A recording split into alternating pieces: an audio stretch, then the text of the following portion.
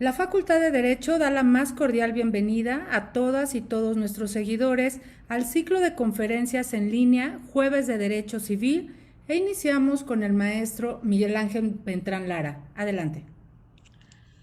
Gracias, Lorena Redondo. Gracias al director de la Facultad de Derecho, el doctor Raúl Contreras Bustamante, y a su nuevo secretario general, el maestro Ricardo Rojas, este espacio. Y bueno, pues como cada jueves estamos muy con la más cordial bienvenida. Y además se viste de gala con la guía de nuestro querido maestro, el maestro Fernando de Guardia y Custodia Compartida. Nuestras maestras Amada Gaitán, secretaria del Colegio de Profesores de Derecho Civil, de nuestra queridísima y brillantísima maestra Alejandra Macías, quien nos va a hacer el favor de moderar la conferencia del día de hoy. Y bueno, pues los dejo en la voz de nuestra querida secretaria Amada Gaitán. Muchas gracias a todos por su presencia y felicidades, Fernando. Seguro que aprieta ocasión. Gracias. Miguel, muchísimas gracias a todos por seguirnos en estos jueves de Derecho Civil que nosotros vamos a extender mientras el director nos lo permita, mientras nuestro querido secretario general así lo disponga. Pues es para nosotros un placer presentar a uno de nuestras grandes promesas del Colegio de Profesores de Derecho Civil, al maestro Fernando Caín Oviedo Cruz, con el tema de guarda y custodia compartida, un nuevo paradigma del derecho familiar. Y yo creo que muchos se preguntarán por qué hablamos de un nuevo paradigma. Nosotros hablamos de un nuevo paradigma porque realmente, a pesar de que ha sido un tema ya discutido durante varios años, porque realmente así ha sido, a últimas fechas existen muchas parejas que con tal de velar por el interés superior de sus hijos son capaces de determinarse como una forma, ¿cómo podríamos llamarlo? Como una nueva forma de poder velar ambos por sus hijos, porque aun cuando surge la separación de los padres, los hijos, y esto nos debe quedar bien claro, siempre deben estar con papá y con mamá en pro de respetar el derecho humano que el menor tiene a ser educado por ambos padres y al derecho humano que el menor tiene de tener acceso a la convivencia con ambos padres. Maestra Alejandra Macías Estrella, que está fungiendo como moderadora, le cedo el uso de la palabra. Bienvenida. Muchísimas gracias por acompañarnos en este jueves de Derecho Civil.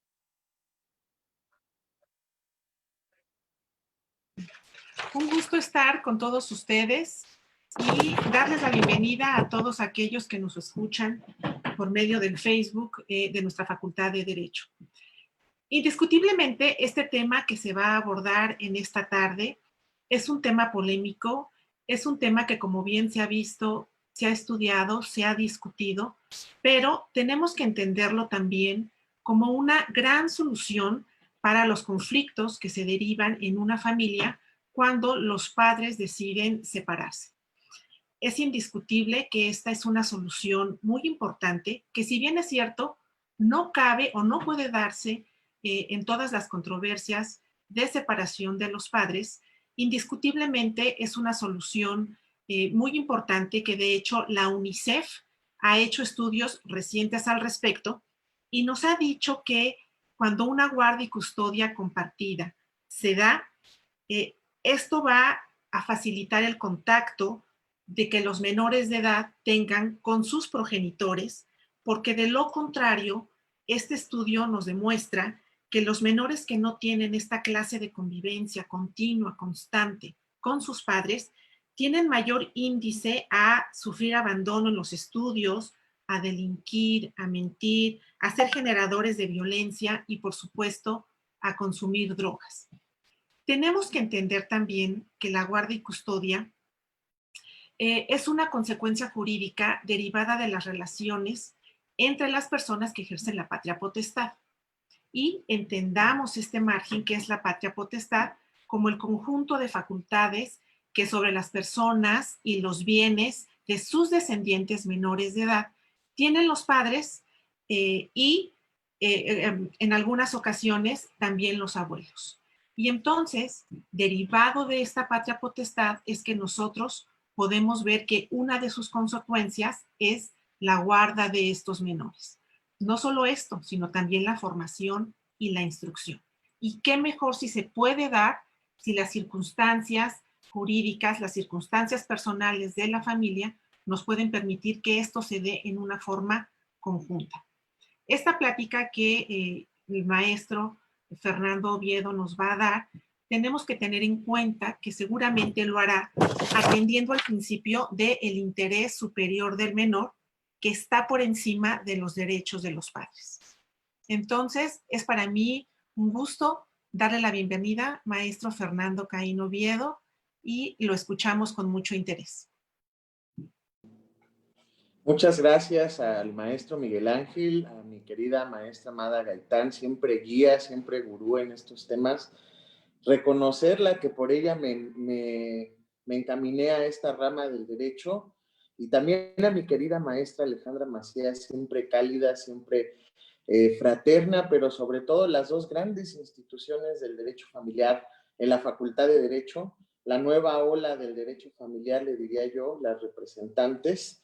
Y pues bueno, con el compromiso también de representar a nuestra facultad, y sobre todo agradecer a nuestro querido señor director Raúl Contreras Bustamante por esta oportunidad, por estos foros, como siempre, como todos los jueves, y sobre todo por crear todos los espacios necesarios para el mejoramiento y obviamente la profesionalización de todos aquellos interesados en la superación de los abogados. También felicitar al maestro Ricardo Rojas Arévalo y darle las gracias por crear estos foros, y la felicitación obviamente por entrar a la Secretaría General. Sé que será un gran representante, pero sobre todo un gran guía de este proyecto llamado Facultad de Derecho.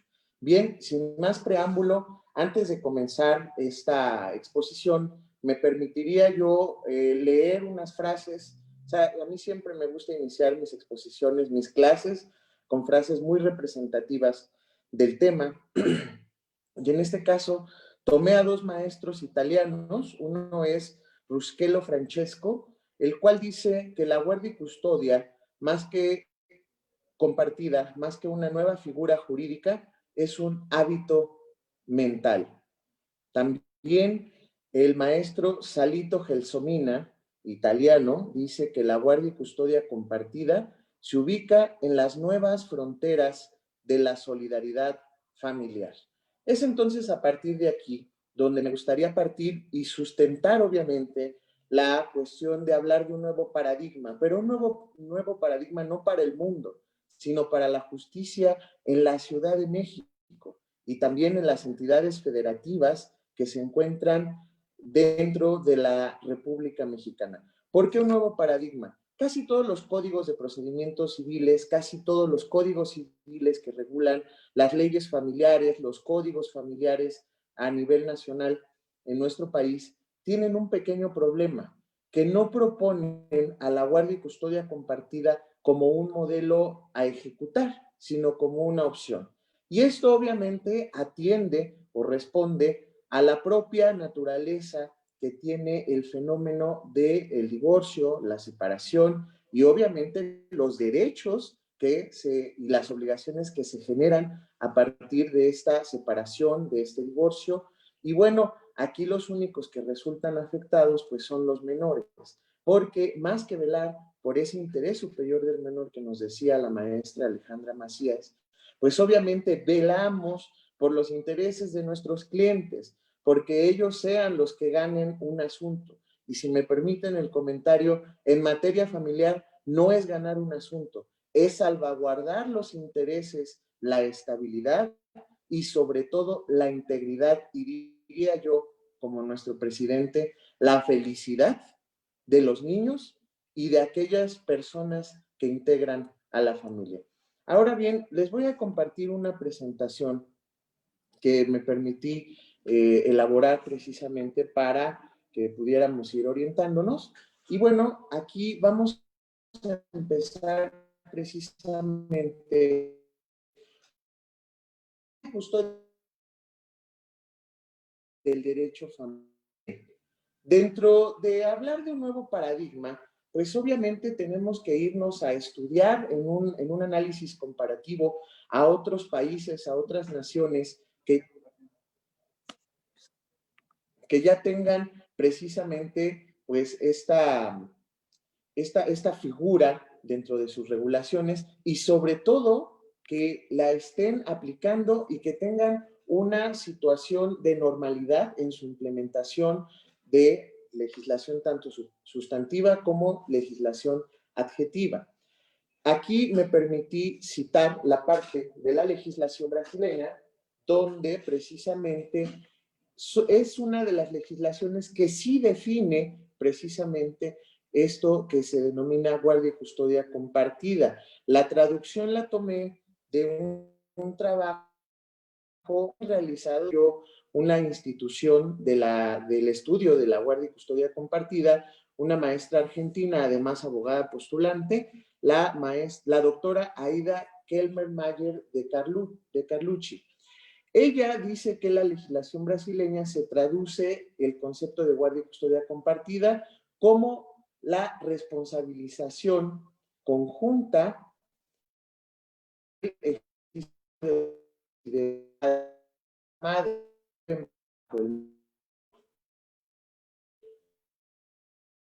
Los hijos. Hablamos de responsabilidad de derecho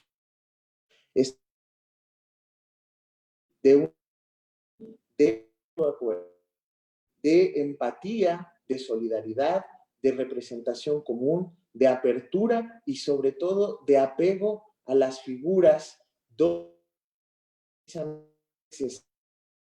orden, convivencia y la mediación en cuanto a decisiones y en cuanto a ejecución de decisiones respecto de quién, en este caso, de los hijos menores. Obviamente, cuando nosotros nos enfrentamos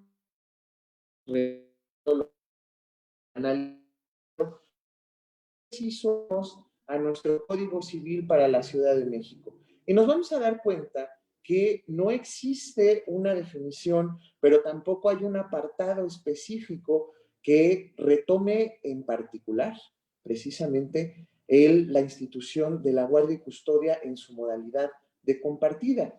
Solamente nuestro artículo 283 bis dice, en caso de que los padres hayan acordado la guardia y custodia compartida en términos de lo establecido en la fracción segunda del apartado B del artículo 282, el juez en la sentencia de divorcio deberá garantizar que los divorciantes cumplan con las obligaciones de crianza, sin que ello implique un riesgo en la vida cotidiana para los hijos. Siguiendo con nuestro trabajo de estudio comparado, nos vamos a ir primero a Brasil, donde ya les decía hace rato y expusimos la definición. En su código la establece como una figura y además la define y establece parámetros. Pero no nada más es Brasil quien establece precisamente la guardia y custodia compartida como una institución del derecho familiar, sino también Argentina. Argentina, dentro de su código civil, retoma esta figura del derecho familiar y la establece como una institución aparte. Le pone reglas, le pone ciertos parámetros y también dentro del derecho comparado, pues es bien importante tomar otros modelos y mencionar, en este caso, dónde ha estado precisamente o dónde se ha regulado y por qué hablar de un nuevo paradigma en referencia a nuestro título.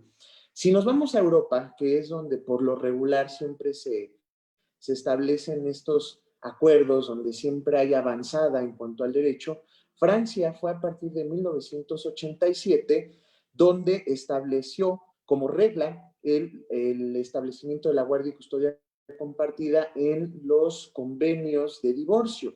Pero no fue sino hasta 1993 donde se establece como una regla formal dentro de su Código Civil. Y es hasta 2002 cuando la ley previó la posibilidad de que el menor tuviera una doble residencia. Y más adelante, en la jurisprudencia de nuestro país, emitida por la Suprema Corte, hablaremos precisamente de la dualidad, porque aparte de que la guardia y custodia compartida es un tema indispensable y es un tema nuevo, la Suprema Corte dice que tiene una dualidad para su ejercicio.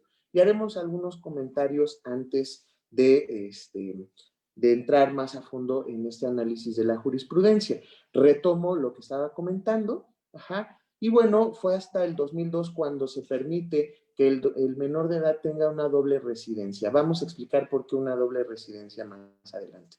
Los alemanes, precisamente, y en cumplimiento al principio de continuidad, establece que los padres hacia sus hijos, después de un divorcio, tendrán el mantenimiento de la patria potestad conjunta y al mismo tiempo, derivado de la doctrina y la jurisprudencia, será un parámetro a partir del cual se tiene que establecer acuerdo la guarda y custodia compartida de los menores.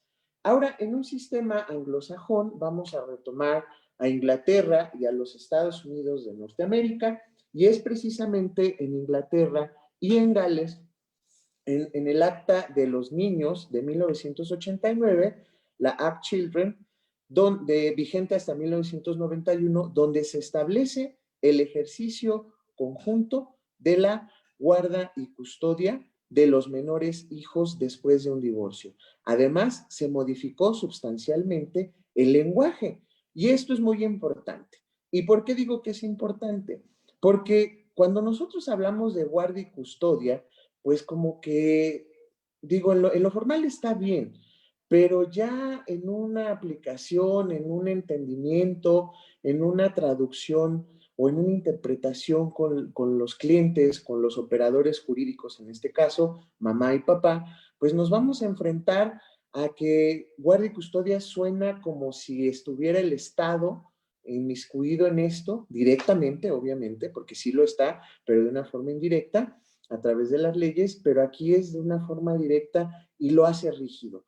En este caso, los ingleses dejaron de hablar de custodia para hablar de acceso y dejaron de hablar de precisamente la guarda para hablar de residencia y contacto, introduciendo los conceptos de access, resident y contact.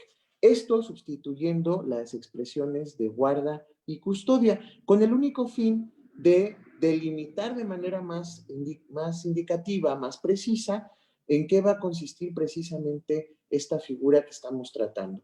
Acceso a los menores, residencia de los menores con los padres y obviamente contacto de ambos padres con los menores de edad. Y obviamente, bueno, aquí ya nosotros tenemos, como les decía, lo que es el cambio o la modificación sustancial del lenguaje para empezar a hablar precisamente de compartido. Como a manera de cita también, en Holanda, a partir de 1988, la guardia y custodia compartida deja de ser optativa para convertirse en regla y se vuelve, obviamente, la guardia y custodia exclusiva para uno de los padres una excepción.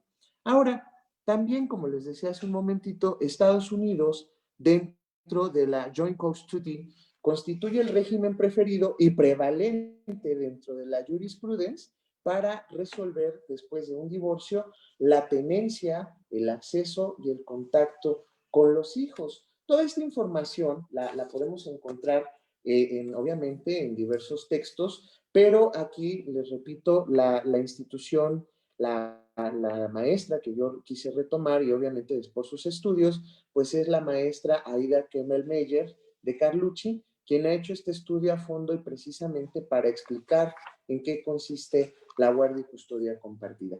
Regresemos a México y retomemos esta parte de todo lo que estábamos hablando.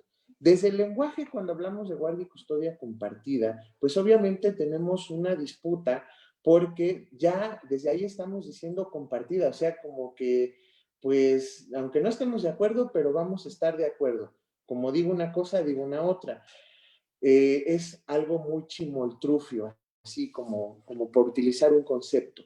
La guardia y custodia compartida en nuestro país, y sobre todo en la Ciudad de México, es optativa.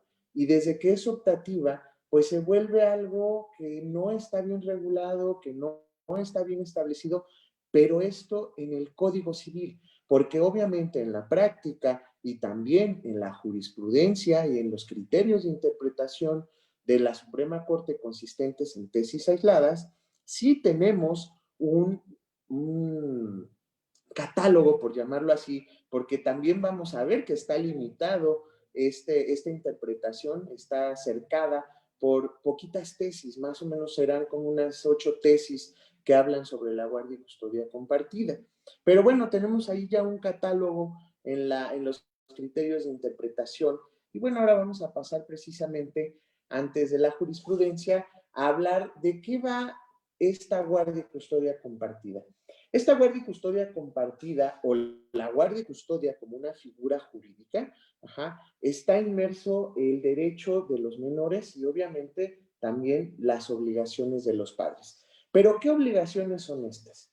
El Código Civil para la Ciudad de México, en su artículo 414 bis, nos establece algo que denomina las obligaciones de crianza y dice que aquellos que ejercen la patria potestad o la guardia y custodia, en este caso provisional o definitiva de un menor, independientemente de que vivan o no en el mismo domicilio, deben dar cumplimiento a las siguientes obligaciones. Aquí vamos a detenernos también. ¿Por qué? Porque obviamente aquí ya está diferenciando, ¿sí?, entre los que viven y no viven en el mismo domicilio, refiriéndose obviamente a los que van a ejercer la guardia y custodia. Y esto también va de la mano con lo que yo les decía hace rato, que se legisló precisamente en Europa, más preciso en Francia, con la doble residencia de los menores. ¿Por qué?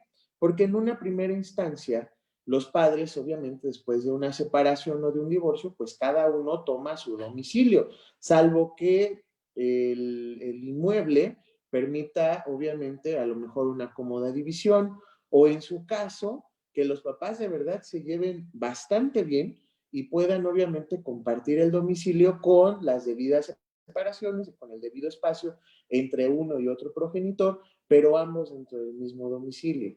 Ahora, cuando hablamos de la doble residencia del menor es cuando papá se va a un domicilio y mamá se va o se queda en el domicilio donde estaban ejerciendo ambos la guardia y custodia antes de la disputa.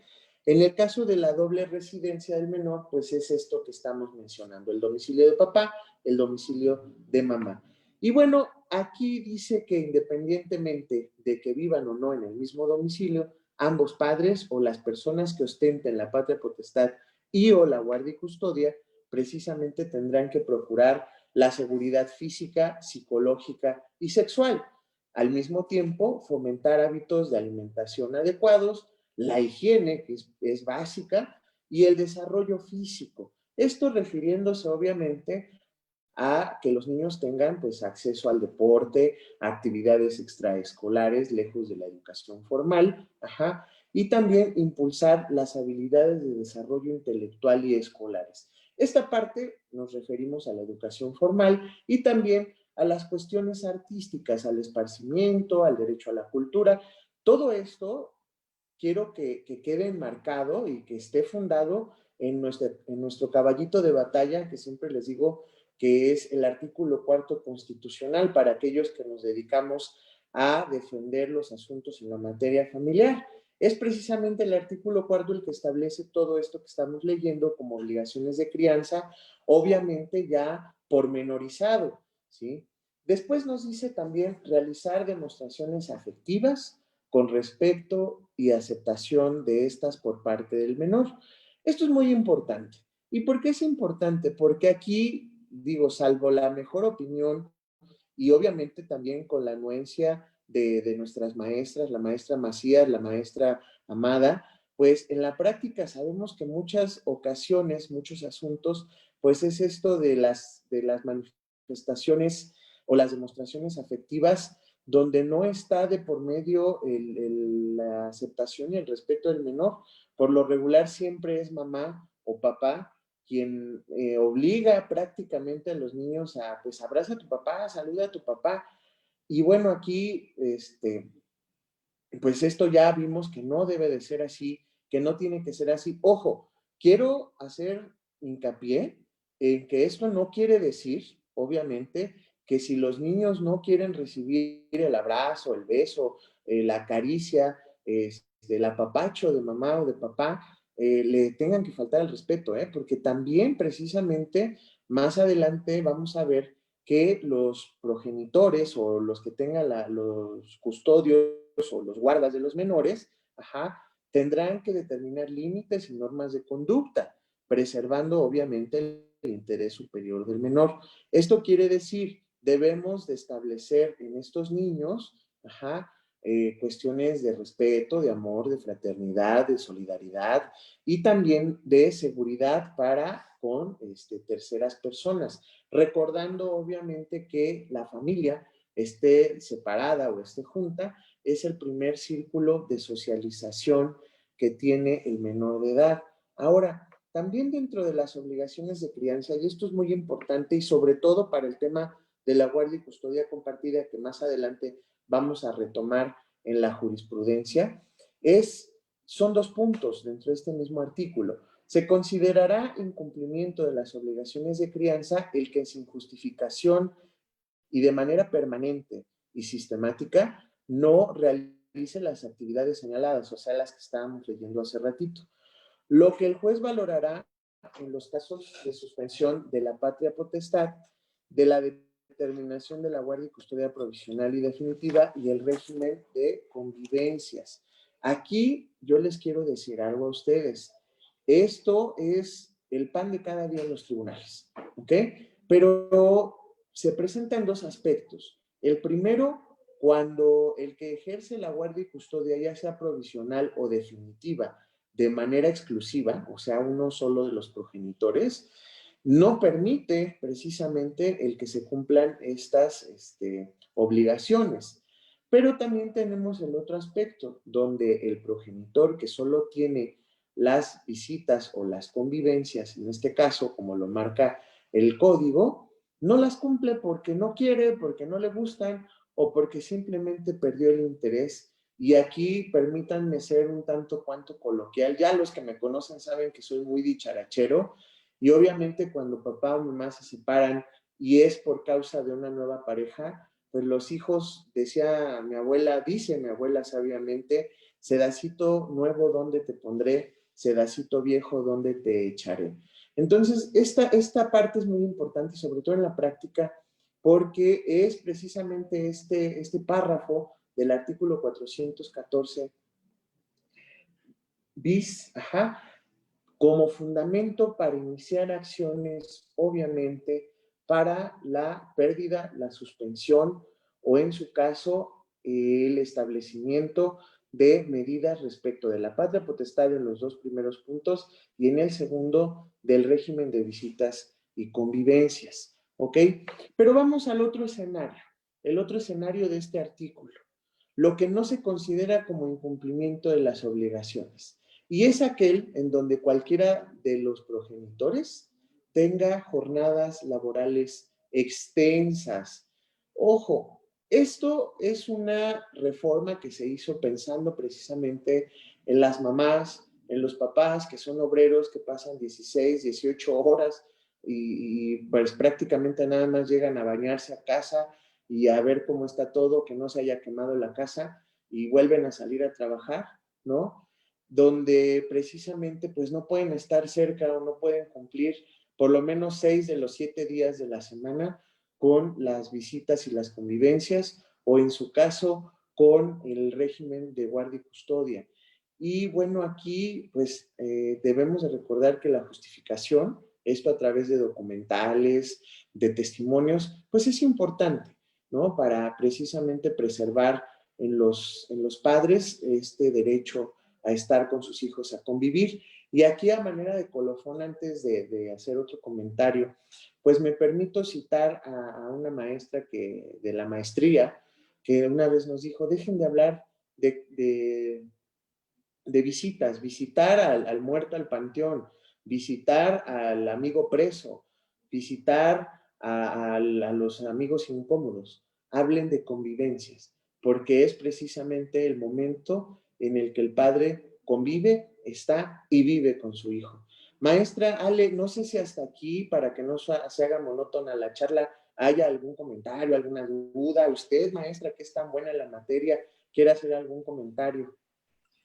Eh, Fíjate que tenemos algunas preguntas de nuestros oyentes, pero sí me gustaría, antes de hacértelas saber o hacértelas saber mejor hasta el final de tu ponencia, comentar que precisamente lo que tú nos estás compartiendo es muy importante porque son las bases para que nosotros posteriormente como abogados postulantes podemos aconsejar a las personas que estamos asesorando en relación a esta guarda y custodia. Porque si bien es cierto, no en todos los casos se va a poder realizar una guarda y custodia compartida, también es cierto que vale la pena intentarlo cuando las condiciones particulares de estas relaciones familiares se lleven a cabo, porque es importante entender también que cuando una pareja decide separarse, esto no significa que la familia se termine. Porque Claro. aún tenemos a los hijos, ¿no? Y entonces la familia continúa, no obstante que la pareja ya no esté unida. Y entonces, muy importante entender que la prioridad en los asuntos familiares, en general, en cualquiera donde intervengan menores, siempre hay que ver por los derechos de ellos en primer lugar. Claro, claro, maestra. Por supuesto, esto es básico, esto es principal. Perdón si interrumpí la idea, pero aquí recuerdo las palabras de mi gurú, mi guía, que es la maestra Gaitán, y siempre dice en sus clases y aquí en la oficina, ¿no? También, el que defiende niños siempre obtiene lo que busca en un procedimiento, y los niños son el bien más preciado que tenemos. Y retomando el comentario que decía usted, maestra, en algún congreso internacional sobre derecho de familia y sobre las familias en el mundo, escuché una frase de la esposa del maestro Julián Huitrón Fuentevilla que decía, la familia es para siempre. Entonces, sí es cierto eso, maestra, que comenta. Incluso, fíjate, les quiero comentar algún asunto en particular que tenía donde realmente eran unos padres comprometidos. Si bien es cierto, en un inicio ambos querían la guardia y custodia de sus menores hijos, convinieron que lo mejor para ellos sería precisamente tener esta guardia y custodia compartida.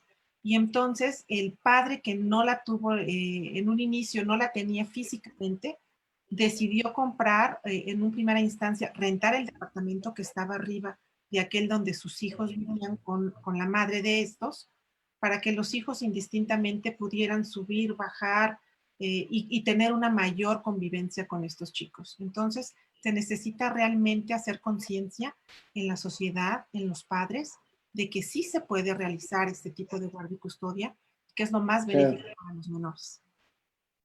Claro, maestra. Pues ahí está, chicos. Digo, casos hay muchos. La maestra ya nos dio ahí una luz, mi querida maestra Ale, donde papá dijo, pues vámonos, ¿no? O sea, compro el departamento, en su caso primero lo rento, pero sí se puede. Obviamente esto es siempre y cuando exista la disposición, exista la cuestión precisamente del cooperativismo, porque si no, pues entonces la guardia y custodia compartida, la guardia y custodia de forma exclusiva, pues no va a funcionar y todo aquello va a ser un galimatías terrible, ¿no? Maestra, si le parece bien, al final damos un espacio para las dudas. ¿Le parece bien, maestra? Sí, sí está bien, maestra. Maestro, bueno, yo haría una acotación adicional. Nada más, ese sentido de cooperación debemos de tenerlos nosotros los abogados. Muchas veces somos nosotros los abogados los que no estamos entendiendo que debemos defender familias, que debemos, como bien lo ha dicho usted, porque de verdad que yo me siento muy honrada en haber sido su maestra de Derecho Familiar, ¿sí? Sobre todo escuchándolo en este momento, dicen por ahí, y siempre se lo repito a mis alumnos, y es un orgullo, el alumno debe superar al maestro y es lo menos que espero de usted. Pero bueno, siguiendo al tema que estábamos tratando, nosotros los abogados debemos de estar conscientes que los niños necesitan a papá y mamá y no tenemos por qué convertirnos en una herramienta de separación, debemos de convertirnos en una herramienta de unión. Ver por esta cultura de paz de la que tanto nos habla nuestro director, que es realmente, resulta ser sumamente importante. Entonces yo además quería hacer esa cuestión. Señores abogados, cambien su mentalidad. Estamos no para deshacer familias, sino para rehacer familias. Gracias, maestro. Gracias, maestra Ale. En efecto, para rematar este gran comentario, gracias, maestra, por sus bellas palabras. Pues aquí esto es bien real, ¿eh? En la materia familiar debemos de quitarnos y yo voy a ganar, aquí les repito, nadie gana nada. En la materia familiar lo único que tenemos que hacer es preservar derechos, conservar familias o rehacer familias. Pero nadie gana nada, compañeros, porque si estamos viendo a los asuntos familiares como controversias civiles, como controversias mercantiles, como controversias de tipo empresarial, créanme que están viendo al derecho familiar como una cuestión monetizada. Y en la materia familiar no hay dinero.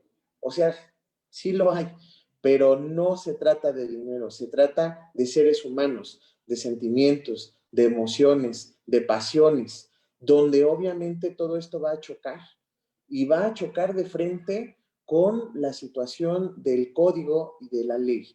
Entonces sí es importante quitarnos la parte de abogados conflictivos, de abogados liosos, de abogados pleitistas, si está bien dicha la palabra, en la materia familiar y convertirnos en verdaderos mediadores, en verdaderos conciliadores y como dice la maestra Gaitán, como lo dice el señor director y como lo dice por ahí algún juez del Tribunal Superior de Justicia con el cual hemos tenido la oportunidad de charlar en distintos foros, el maestro Torres Álvarez, debemos de ser abogados de paz, porque si no, entonces el derecho familiar aplicado y la implementación de sus normas se convierte en una verdadera batalla campal de 20, 50, 70 tomos y de pleitos de 5, 6, 7 años, inclusive donde los niños llegan a la mayoría de edad y seguimos disputándonos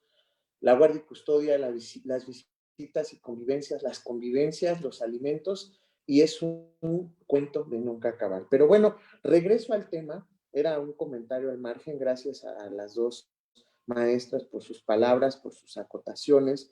Y bueno, es este primer criterio en este formato, esto que yo les comentaba, este instructivo, este manual que nos da la Corte, aunque chiquito pero bastante sustancioso, es este primer criterio que aparece aquí en pantalla, la guardia y custodia compartida, su naturaleza jurídica y modalidades. Fíjense bien, aquí por cuestiones de no saturar la diapositiva, no copié el texto, sin embargo, voy a permitirme leer parte del texto y ya ustedes lo pueden consultar directamente, donde dice registro, con ese número acceden ustedes a la página de la Suprema Corte, que puede ser el JUS o el nuevo buscador de la Suprema Corte, introducen el número de registro y les va a desprender este texto de la tesis aislada. Y bueno, sin más preámbulo, cito.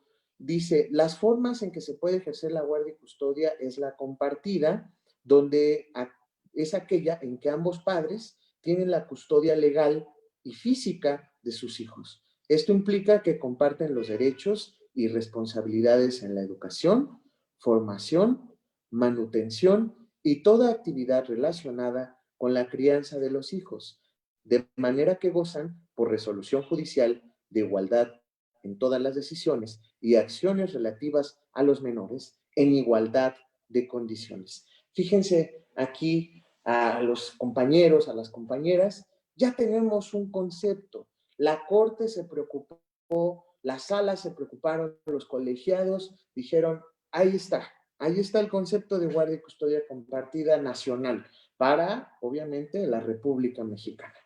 Y si nosotros lo vamos, voy a utilizar las palabras de cocina, a mí me gusta mucho cocinar, si desmenuzamos este concepto como si fuera queso de hebra, nos vamos a dar cuenta precisamente de palabras claves. Ajá. Igualdad de condiciones, ¿sí? La primera palabra clave. Compartir derechos y obligaciones. Igualdad de condiciones, compartir derechos y obligaciones. La tercera palabra clave de este concepto. Ajá. Ambos padres, ambos, dos, tú. Ajá. Number one, number two. ¿Por qué? ¿Por qué decir ambos padres? Porque aquí no va, hay una analogía muy padre que hace la maestra Gaitán, y perdón que la cite tanto, pero les repito que es mi gurú en esto del derecho familiar. Dice ella que la familia y los padres y la crianza de los hijos es como una mesa que si le falta una de las patas, esa mesa, ¿qué le va a pasar? Se va a caer. Yo en otra configuración, tal vez más mundana, digo que la crianza de los hijos es como el buen arado, un arado de dos bueyes. Y si uno de los bueyes se echa, el surco va a salir mal. Y obviamente, pues ya no va a funcionar el buen arado. Es precisamente esto de decir ambos padres, ¿estamos de acuerdo? Ahora, también en esta misma tesis se pronuncia precisamente la Corte diciendo que hay dos formas de establecer o de que se pueda llevar a cabo la guardia y custodia. Aquí ya tenemos precisamente las modalidades. La primera modalidad es cuando los menores de edad permanecen en el domicilio familiar y los progenitores tienen precisamente que acudir a este domicilio. En este caso, el que no viva ahí acude al domicilio, ¿sí? Para estar con los chicos, hacerse responsable de ellos, mantener sus cuidados, protegerlos y guiarlos. La segunda modalidad es cuando ambos padres dejan lo que era el domicilio familiar, ajá, y cada uno tiene su propio domicilio, y en este caso será donde los menores de edad o el menor de edad cambie de domicilio de forma constante, ya sea cada día, cada semana, cada mes o cada año.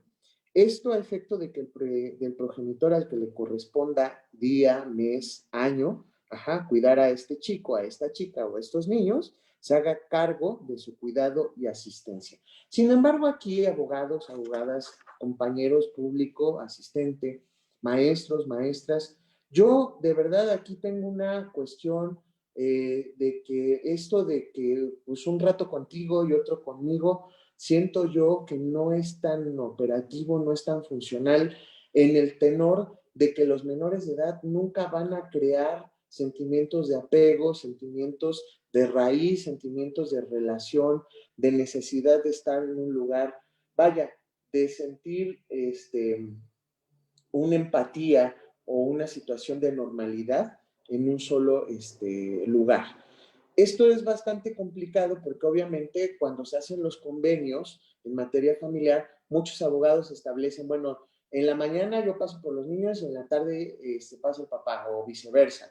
O lunes, martes, miércoles y viernes estarán con la mamá y viernes, sábado y domingo estarán con el papá y hasta el lunes, y así se van a ir rotando los días.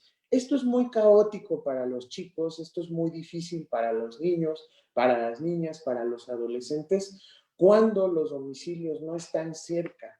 ¿Por qué? Porque obviamente cuando viven a una cuadra, 2 cuadras, bueno, pues dices, ok, se me olvidó el lápiz, se me olvidó la libreta, se me olvidó lo que sea, pues regreso a casa de mamá o a casa de papá. Pero imagínense cuando viven a lo mejor a 20 minutos del domicilio del otro progenitor. El menor no se va a poder trasladar por sí solo. Tal vez si es un adolescente, y eso ya me estoy aventurando, ajá, pueda hacer estos traslados. Pero cuando no, ¿qué pasa ahí? Obviamente, pues el niño sufre las consecuencias de la lejanía. Entonces, esto de que vayan cambiando constantemente de lugar de residencia, aunque está permitido, aunque está legislado y aunque es funcional, resulta un tanto cuanto complicado para los chicos. Yo creo aquí, a mi muy particular punto de vista, como profesional del derecho, que la guardia y custodia compartida debe de establecerse de tal forma que todas las actividades que se venían desarrollando se mantengan dentro de la medida de lo posible en la normalidad que se tenía antes de la separación. ¿Qué quiero decir esto? Si papá, si mamá iban por mí a la escuela o me recogían en la escuela, me llevaban al jazz, me llevaban a ballet, me llevaban a lo que sea, pues que esto se mantenga, ¿ok? Y tratar de mantener a los chicos en un solo domicilio y a lo mejor ya nada más los fines de semana, que es cuando hay más tiempo, que es cuando hay más apertura y que obviamente no interrumpimos con las actividades de los menores, de escuela, de trabajo, de lo que sea, pues sea precisamente cuando se haga este cambio de residencia con el otro progenitor. Esto en aras, les repito, de mantener las circunstancias de normalidad. Y bueno, obviamente, aquí nada más a manera de reafirmar lo que dijo mi querida maestra Alejandra Macías, tenemos otro criterio precisamente de la Suprema Corte, donde dice guardia y custodia compartida, protección más amplia del interés superior de los menores. Y el texto al cual voy a citar dice, el interés superior de los menores se ve más protegido cuando la guardia y custodia se comparten, pues preserva una esfera de derechos más adecuada y completa para el menor, porque armoniza los legítimos derechos del padre y de la madre, sin menoscabo del bienestar de los menores y velando por el cumplimiento de sus deberes escolares y derechos regulados en el artículo 9 de la Ley para la Protección de los Derechos de las Niñas, Niños y Adolescentes del Estado de México. En este caso, si se dan cuenta, lo que yo les decía hace rato de que debemos de tratar de conservar el estilo de vida que tenían los niños y no estarlos cambiando cada tercer día de casa. Si no hay de otra, bueno, pues para iniciar creo que está bien. Pero si lo podemos hacer desde el principio de esta forma de, ok, no te preocupes, continuamos con el mismo ritmo de vida, mamá me deja entrar al domicilio o papá me deja entrar al domicilio, hacemos la tarea, cuando acabemos, pues yo ya me voy a mi casa, tú te quedas en tu casa, mañana temprano te lleva tu mamá, yo en la tarde voy por ti a la escuela. Esto ayuda precisamente a mantener, uno, el bienestar de los chicos emocional, físico, intelectual, y también vela por el cumplimiento de lo que son los deberes escolares y las actividades extracurriculares de los niños, niñas y adolescentes que están sometidos a este régimen de guardia y custodia compartida. ¿Por qué? Porque obviamente esto nos los va a distraer. Ahora debemos recordar, sobre todo en la Ciudad de México, que el desplazarse de un punto a otro es llevarse 1 hora y media, 2 horas por lo menos, y ya no hablemos si la mamá vive en Cuautitlán, Estado de México, y el papá vive en Indios Verdes, en Jalostoc, por ejemplo. Híjole, ¿se imaginan el trayecto de Cuautitlán a Indios Verdes? Ya no hablemos si tiene coche papá o mamá, pensemos en el transporte público. ¿Ok? Entonces sí es importante, les repito, que se mantengan las circunstancias de los menores para evitar, en la medida de lo posible, distractores. Bien, con esta parte voy a precisamente a seguir con los criterios y este es otro criterio de tesis aislada donde dice que la guardia y custodia compartida, aspectos que deben de considerarse para su fijación. De nueva cuenta en el catálogo de la guardia y custodia compartida, los criterios de la Corte y dentro del colegiado dicen, cito, las circunstancias particulares de cada caso. Lo que yo les decía hace rato.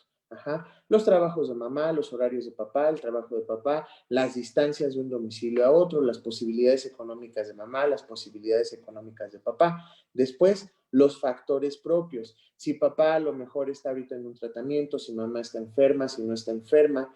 Posteriormente, las pruebas desahogadas. Esto dentro del procedimiento. ¿Ok? La pericial en trabajo social, la pericial en psicología y bueno, las testimoniales, las confesionales, ¿sí? Que puedan robustecer la decisión del juez. Y por último, bueno, dice aquí que aunque la guardia y custodia compartida no se constituye como una regla general, sino como una forma de custodia optativa, siempre el juez debe de considerar que sea factible, ¿sí? Para mantener, uno, la alta autoestima de los menores y de los progenitores. Que haya flexibilidad de horarios, de tiempos y de consideraciones. Apertura y apoyo, ojo, apertura y apoyo, tengan mucho cuidado con esto, apertura y apoyo. 2, ayuda mutua a favor de los hijos, lo que les decía, cooperativismo. Ajá. Por último, eliminar o que se hayan eliminado los sentimientos de frustración, enojo, venganza. Ojo, venganza, no hay venganzas, aquí las vendetas no caben. Falta de apoyo, desesperanza o que no se estén superadas las situaciones personales de cada parte dentro del proceso. Esto es obviamente con ayuda, el juez lo detecta desde la primera audiencia y por lo regular en mi experiencia profesional me ha tocado ver muchos asuntos donde el juez de lo familiar en las controversias del orden familiar en el Estado de México, conocidas como controversias del Estado Civil de las Personas y del Derecho Familiar, en la Ciudad de México en los juicios orales familiares y en los juicios escritos, en los procesos escritos en la ciudad, pues se mantienen precisamente estas condiciones y sobre todo cuando hay disputas, cuando hay diferencias, los jueces mandan a los progenitores a los sistemas de salud mental para que sean atendidos y logren avenir las disputas o los inconvenientes como pueden ser el enojo, la frustración y la venganza. El sistema funciona, tenemos los elementos, lo único que hace falta de verdad, compañeros y compañeras, es que nosotros, operadores jurídicos, abogados, consideremos todo esto que acabo de manifestarles y obviamente también se lo hagamos saber a nuestros clientes para que ellos puedan conciliar y sobre todo tener buenos acuerdos. Maestra Alejandra, hasta aquí terminaríamos si todavía hay tiempo con las preguntas. Adelante, gracias. Este tema, maestro Fernando, ha sido muy socorrido, muy visto. Y tenemos muchísimas preguntas, pero me voy a permitir hacerle en primer lugar aquellas que tienen relación con el tema.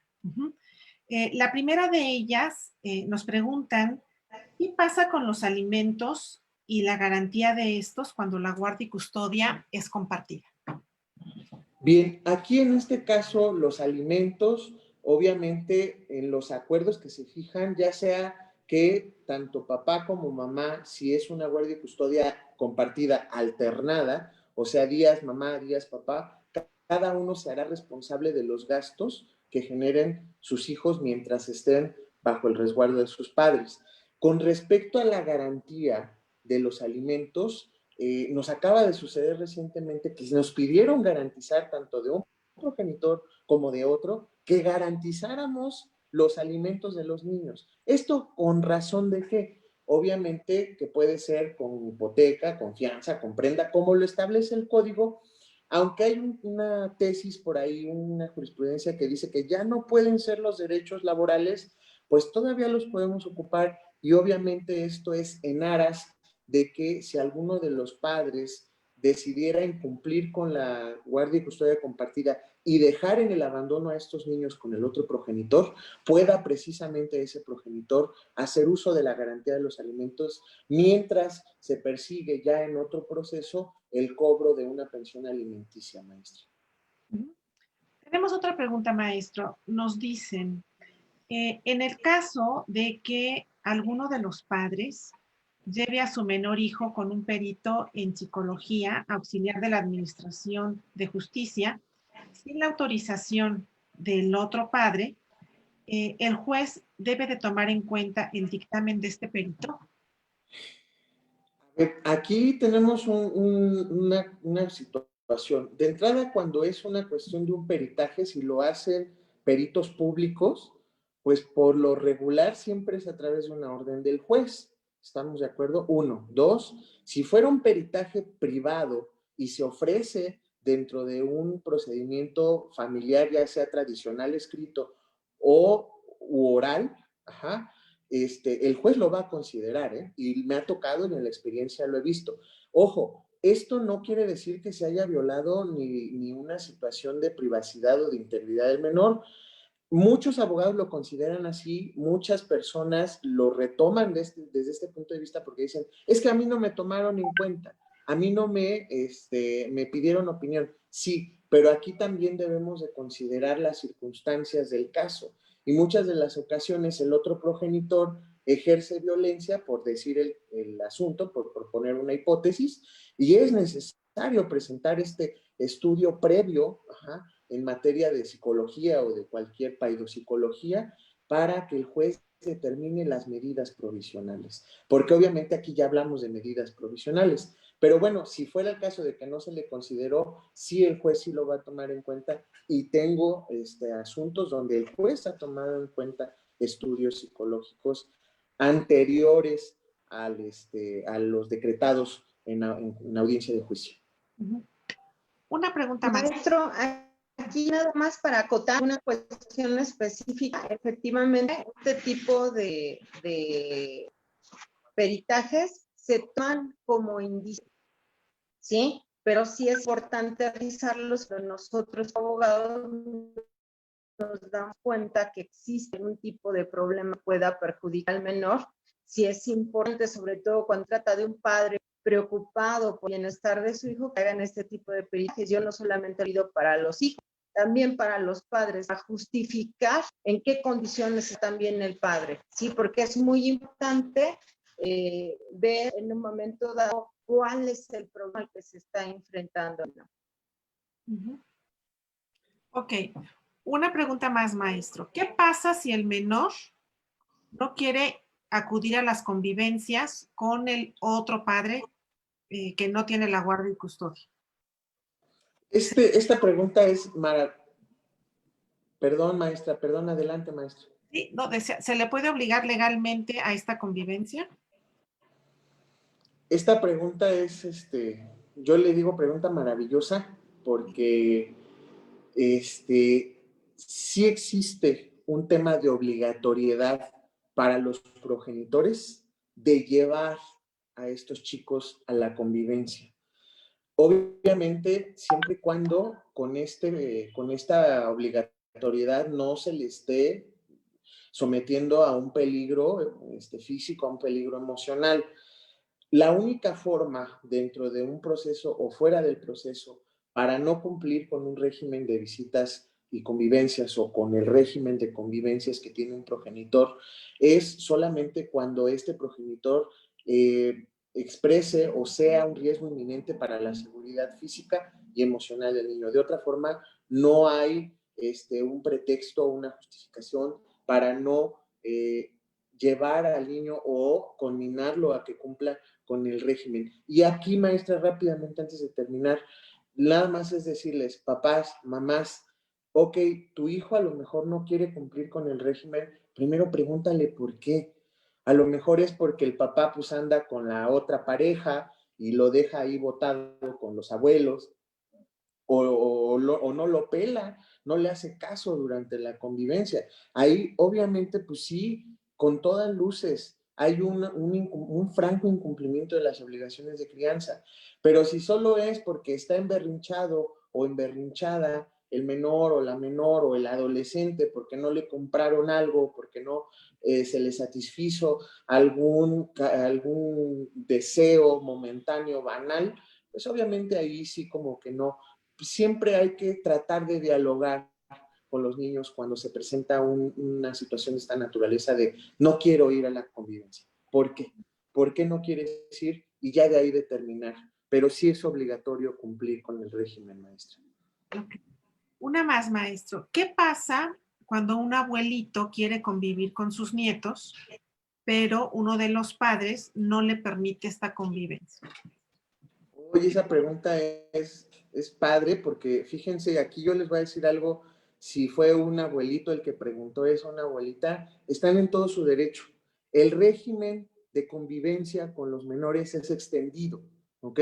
Aquí nada de que no, nada más son mis hijos. No, señoras y señores. Los niños tienen derecho a convivir con su familia nuclear y con su familia extendida.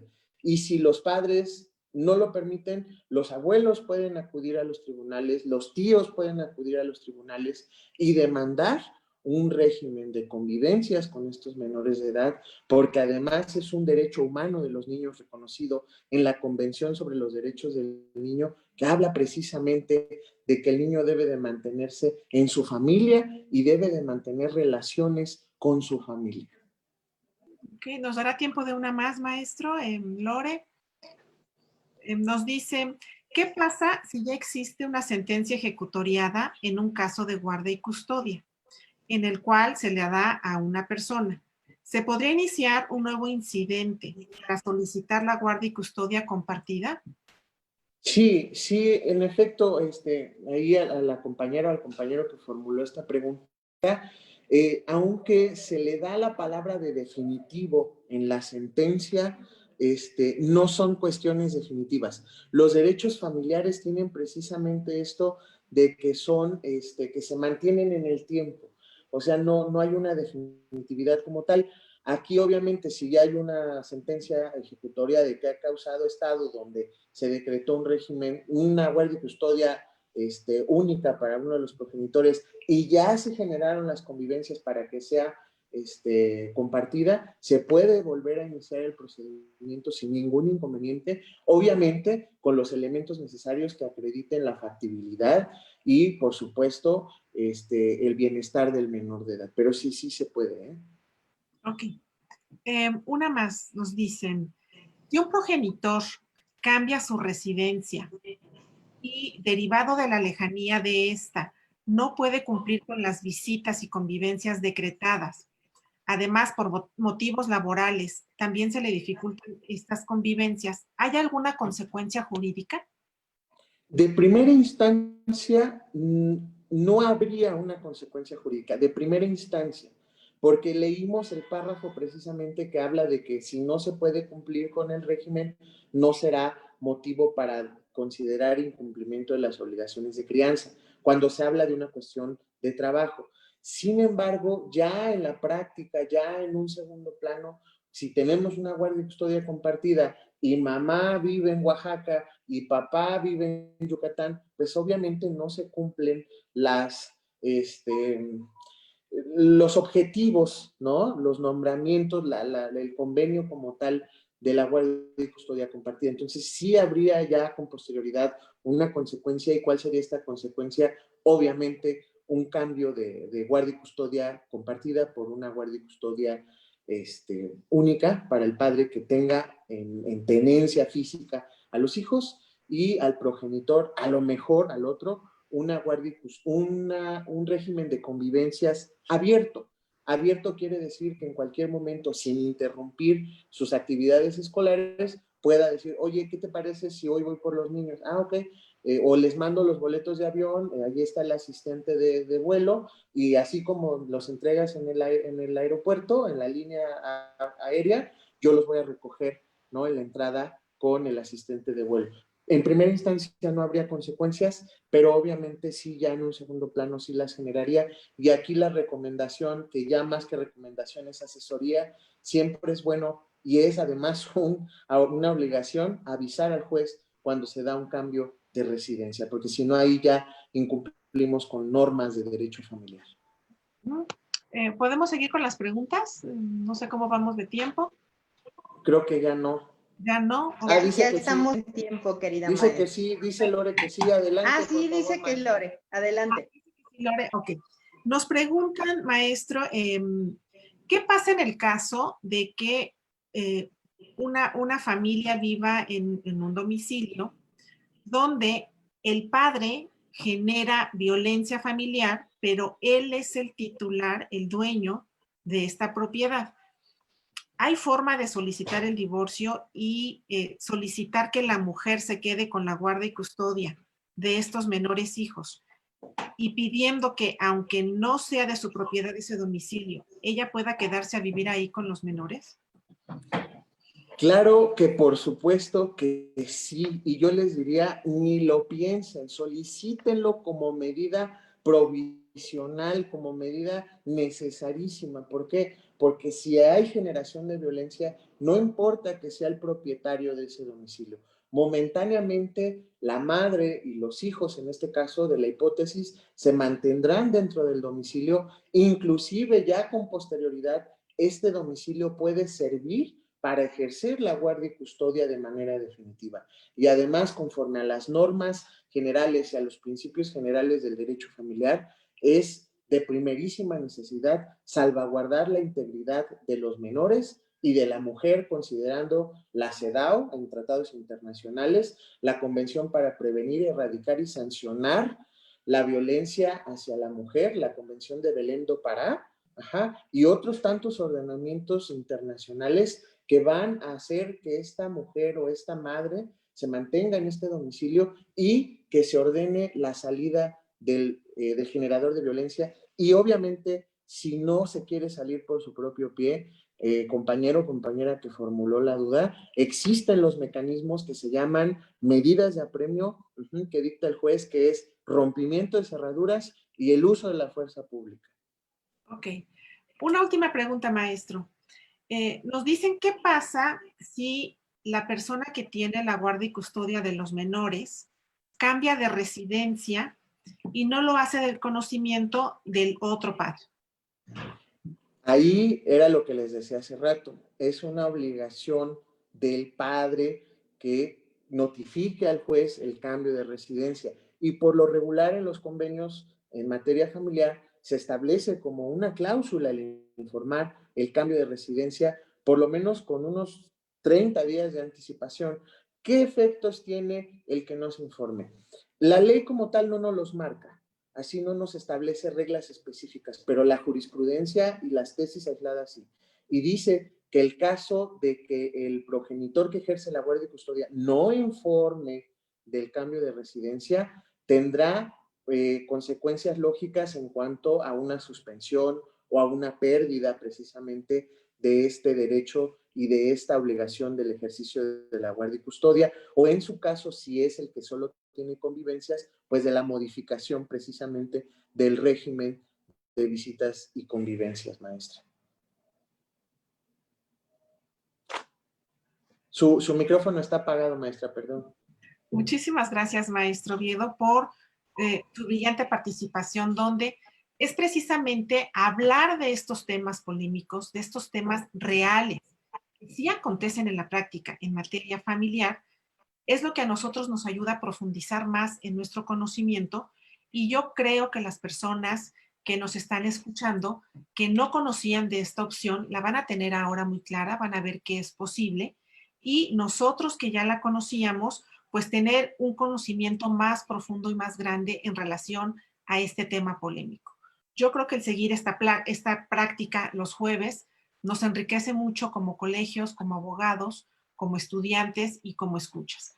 No me queda más que agradecer la oportunidad de permitirme participar como moderadora esta tarde a la maestra Amada Gaitán, a usted, maestro Fernando, a mi querido maestro Miguel Ángel Beltrán, y qué decir de la ayuda de la maestra Lorena y, por supuesto, de al director de nuestra querida facultad, Raúl Contreras Bustamante y Ricardo Rojas.